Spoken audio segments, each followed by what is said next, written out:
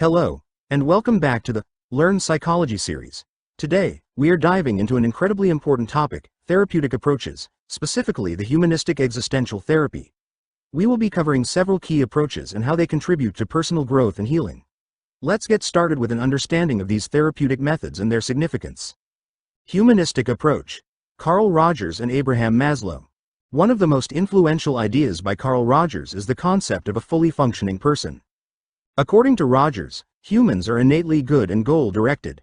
He emphasizes that people, by nature, will almost always choose adaptive, self-actualizing behavior. This leads to the actualization of the true self, and Rogers suggests that each person has a concept of an ideal self, the person they aspire to be. However, when there is a discrepancy between the real self and the ideal self, people often feel unhappiness and dissatisfaction.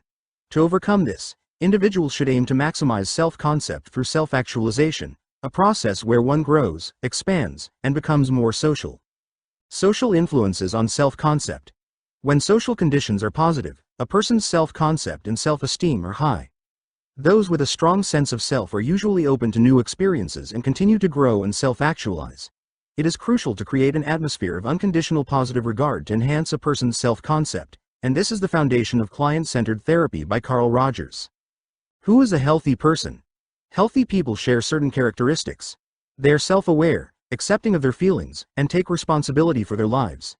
They live in the present moment, free from the past or anxious expectations about the future. They are grounded in the here and now. Existential therapy. Moving on to existential therapy, this approach suggests that the core cause of psychological problems is the search for meaning in life. Existential therapy emphasizes the present, focusing on loneliness, alienation, and the futility of existence as contributors to psychological distress. The therapy creates a positive, accepting, and non-judgmental environment, allowing clients to explore their problems freely. The goal is for the client to reach solutions through personal growth. Personal growth is a central goal. In existential therapy, the therapist provides a warm, empathic environment, which encourages the client to explore their problems independently. Personal growth is valued as the key benefit of this therapy, allowing clients to better understand themselves and their aspirations, emotions, and motives. Self-actualization and balance. Both humanistic and existential therapies focus on the need for personal growth and self-actualization. Psychological distress arises from feelings of loneliness and an inability to find meaning in life. Human beings are naturally motivated to grow emotionally, but when this growth is hindered by society or family, distress occurs. Understanding self. Self-actualization is an innate force that helps individuals become more balanced and integrated. It involves understanding oneself fully and remaining whole despite different experiences in life. Just like the lack of food causes physical distress, the frustration of self-actualization causes emotional distress. Freedom and responsibility. Healing occurs when clients recognize the obstacles to self-actualization and work to remove them. Free emotional expression is critical for this healing process. Therapy provides a permissive, non-judgmental environment, allowing emotions to be expressed freely, which leads to emotional integration. Existential freedom. The fundamental belief in existential therapy is that clients have the freedom and responsibility to control their own behavior. The therapist is merely a guide, and the client is responsible for their healing. The therapy focuses on expanding the client's awareness and helping them understand their unique personal experiences. Logotherapy by Viktor Frankl. Let's move on to logotherapy, introduced by Viktor Frankl. Logotherapy emphasizes the quest for meaning, even in life-threatening situations. Frankl highlights the importance of spiritual truth and calls this process meaning-making. Just like we have an unconscious mind, there is a spiritual unconscious, which holds love, awareness, and life values. How logotherapy works. Neurotic anxieties often arise from problems related to physical, psychological, or spiritual aspects of existence. Frankl emphasizes the role of spiritual anxieties and calls this existential anxiety.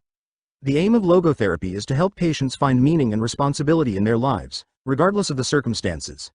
The focus remains on the here and now, with transference being actively discouraged. Client-centered therapy by Carl Rogers. Carl Rogers' client-centered therapy emphasizes freedom and choice as the core of one's being. The therapy creates a warm and accepting environment where the client can reconnect with their feelings.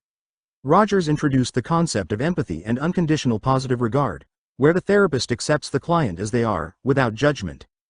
Empathy and warmth. Empathy helps create an emotional connection between the therapist and the client, while unconditional positive regard ensures that the client feels safe enough to explore their feelings. This fosters trust, allowing clients to open up and become more self-aware. Non-judgmental reflection. The therapist reflects the client's feelings in a non-judgmental manner by rephrasing the client's statements to enhance their understanding. This process aids in the integration of the client's feelings and leads to improved personal relationships. Gestalt therapy by Fritz and Laura Perls. Now, let's discuss Gestalt therapy, developed by Fritz and Laura Perls.